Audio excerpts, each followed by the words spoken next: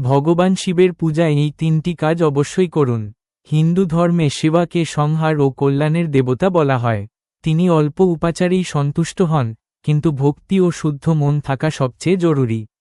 প্রথমত, শিবলিঙ্গে জল বা গঙ্গাজল অর্পণ করুন।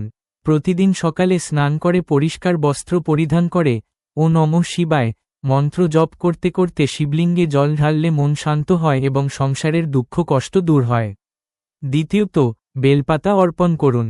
শাস্ত্র অনুযায়ী বেলপাতা শিবের অতি প্রিয়, তাই 3টি পাতা একসঙ্গে অর্পণ করলে বিশেষ ফল পাওয়া যায়। বেলপাতা দেওয়ার সময় খেয়াল রাখবেন পাতা যেন পরিষ্কার ও অখণ্ড হয়। তৃতীয়ত, ধূপ ও প্রদীপ জ্বালিয়ে আরতি করুন। প্রদীপের আলো অন্ধকার দূর করে এবং ঘরে ইতিবাচক শক্তি আনে। নিয়মিত ভক্তিভরে এই 3টি কাজ করলে মহাদেবের কৃপা লাভ হয়, জীবনে শান্তি, সুস্বাস্থ্য ও সমৃদ্ধি আসে। ভক্তি, নিষ্ঠা ও সৎকর্মই শিব পূজার আসল ভিত্তি। হর হর মহাদেব।